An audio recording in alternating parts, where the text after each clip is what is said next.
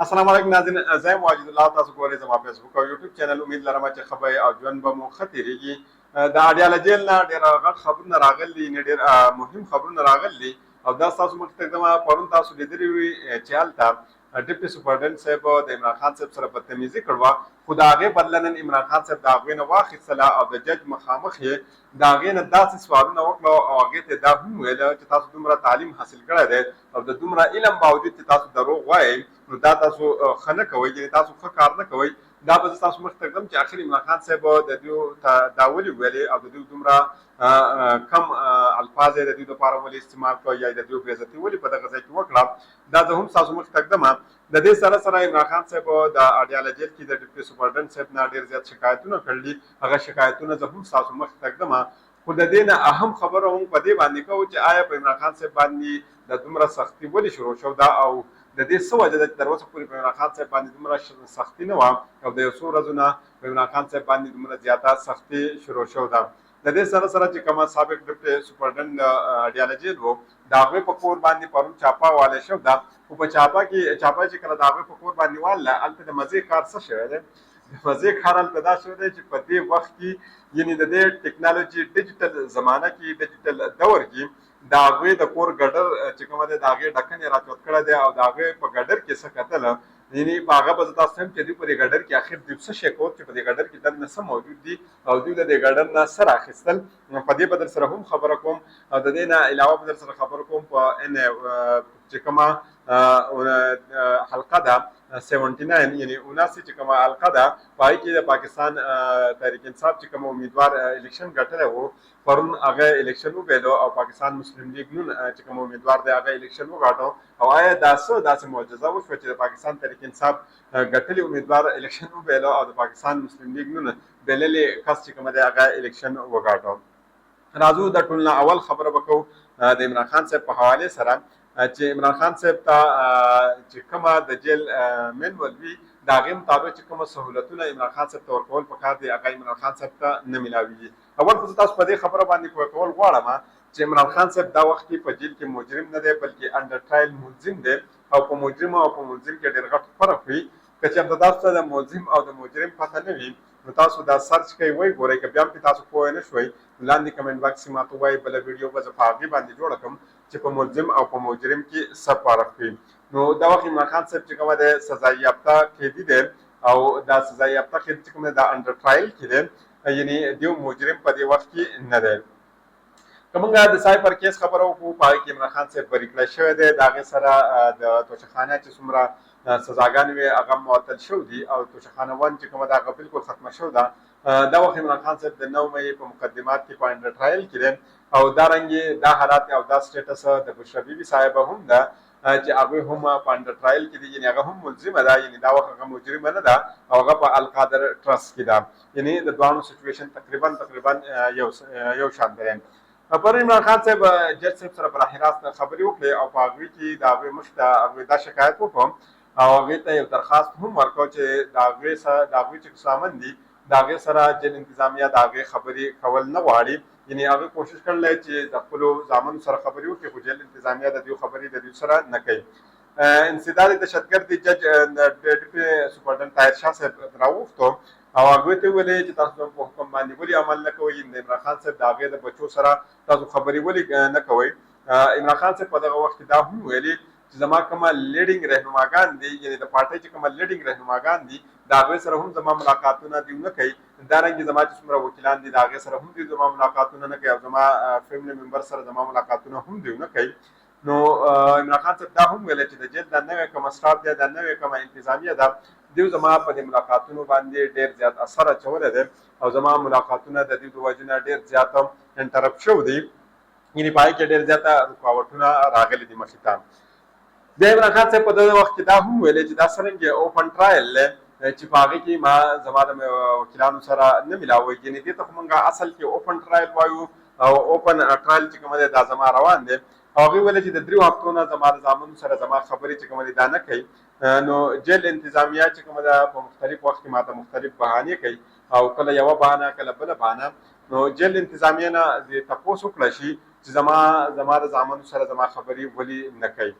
هغه دا هم ویلي، عمران خان صاحب دا هم ویلي دا زما قانوني او آئینی حق هم دی چې زما د زامنو سره زما په هفته کې یو ځل خامخا خبرې وکړی شي. بیا د جیل چې کومه ډیپټي سپرډنټ طاهر شاه صاحب دی هغوی پرون د عمران خان صاحب سره بدتمیزي کړې او د هغې سره ډېرې خبرې اړولې. نو جج صاحب د هغې نه تپوس وکړم چې تاسو د دې خبرې د دې د زامنو سره ولې نه کوئ؟ نو په دغه وخت کې سپرډنټ صاحب چې کومه جواب ورکړ دا ډېر زیات حیرانکن و. حیرانکن په دې وجه باندې و چې په دې ډیجیټل دور کې ته یو کس ته دا خبره کوې چې ما هغې ته فون وهلو او هغې فون چې کومه دی نه دی چوت کړی یا په هغه وخت کې هغه کس موجود نه و. یعنې نن سبا دور ته که موږ وګورو دور دومره زیات په تیزۍ سره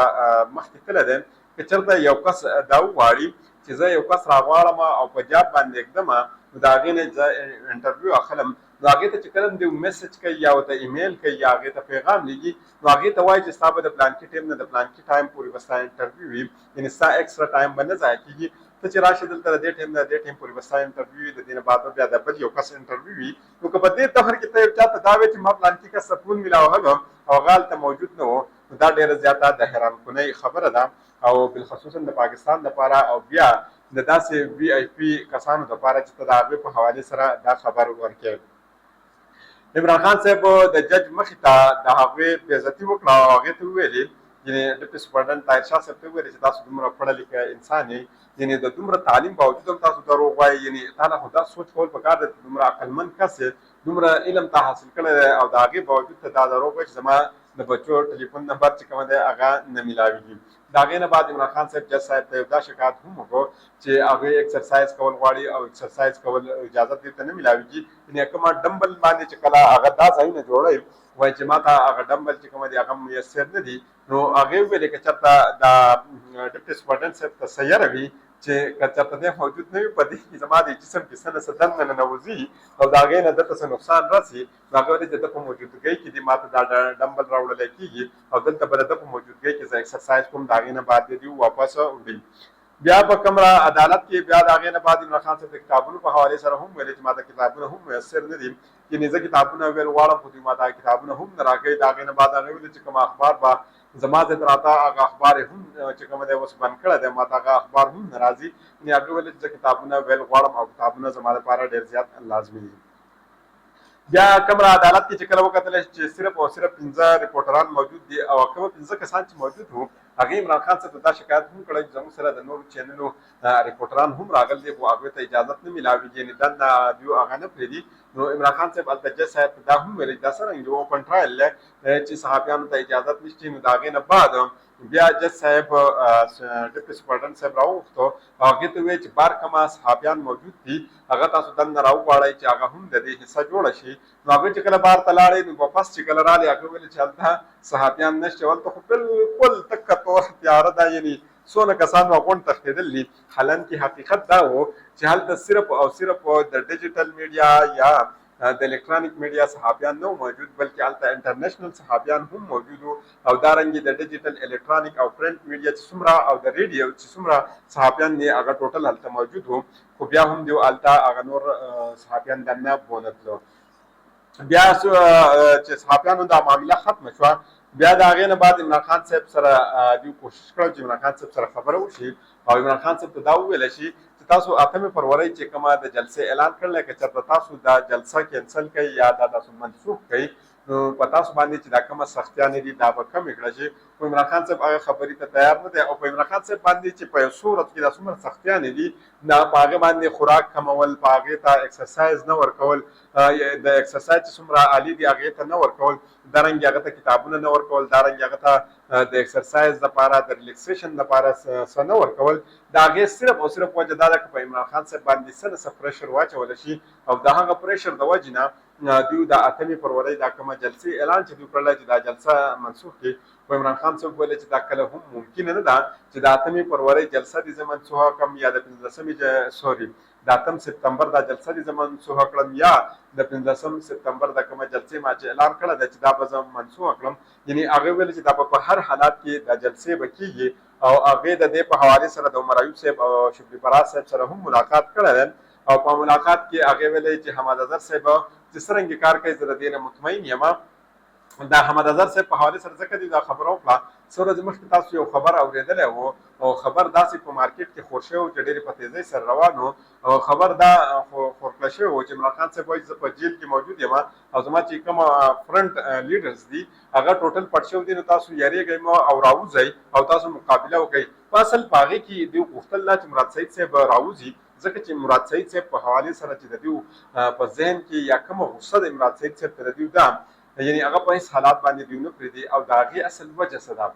یعنی پاکستان تحریک انصاف کې ډېر کسانو او واحد یعنی اونلی ون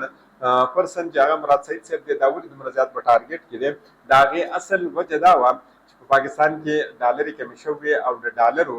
بیا د راوړو دپاره په خیبر پښتونخوا کې بدقسمتي دا ده چې کله په ملک کې ډالرې ختمې شي یا د ملک معاشي حالات خراب شي نو د خیبر پښتونخوا کې ځینې کسان داسې دي چې هغه اکټیویټ کېږي د دې نه چې پاکستان کې ډالرې ختم شي نو هغه اکټیویټ شي هغه دهشتګرد جوړ شي او هغه بیا څه وکړي ډالرې د بهر ملک نه راشي او د خیبر پښتونخوا معصوم کوم کسان چې دي هغې ته نقصان وشي نو هغه اویرنس چا ورکړی دا ځل هغه خبرداری مراد سعید صاحب ورکړی نو د هغې د وجې نه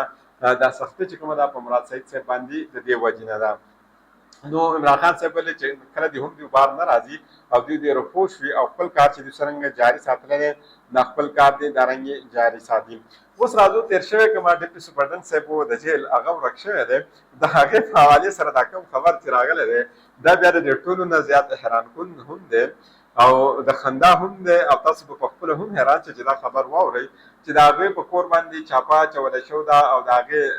ښځه چې کومه ده هغه یې په حراست کې اخیستې ده او په حراست کې چې کله دوی اخیستې دي دوی په یو کمره کې کېنول دي او دوی یې پرېشرایز کړل چې موږ ته د اکرم صاحب چې کومه فون دی هغه موږ ته پکار دی او موږ د هغې هغه فون غواړو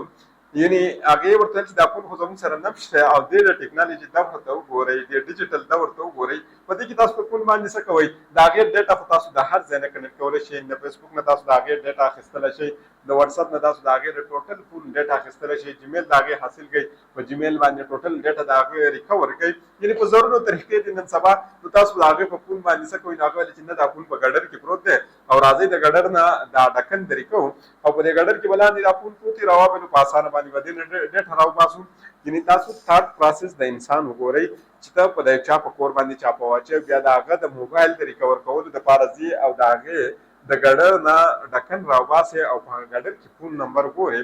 یا د هغې موبایل هلته ګورئ نو ډېر زیات حیران کن او د افسوس خبره هم ده چې آخر دا زموږ په ملک کې څه روان دي او دا کم کسان چې دي آیا دا په نشه کې وي یا دا بغیر نشې وي چې دوی دومره سخت سوچ لري خو بهرحال دا چې څه شو دي دا زموږ د ملک حالات دي او د غریبانو ملکونو حالات دا وي اسیم اوس راځو مخکې درته یم د حلقه یعنی ان 79 کې دوباره ګنتي شو دا چې په هغې کې پاکستان تحریک انصاف امیدوار چې کوم هغې په 8 فروری کې الیکشن ګټلی و او په هغه وخت کې 9300 ووټونه مسترد شوي وو د هغې نه بعد چې کله په دې دوباره ګنتي وشوه نو 30000 ووټونه چې کوم دي دا مسترد شوي دي او یعنې 14000 پې نور د پاسه چې کوم دي دا ووټونه مسترد شوي دي او د پاکستان تحریک انصاف د امیدوار چې کوم 1,04,000 ووټونه نو دا څه شو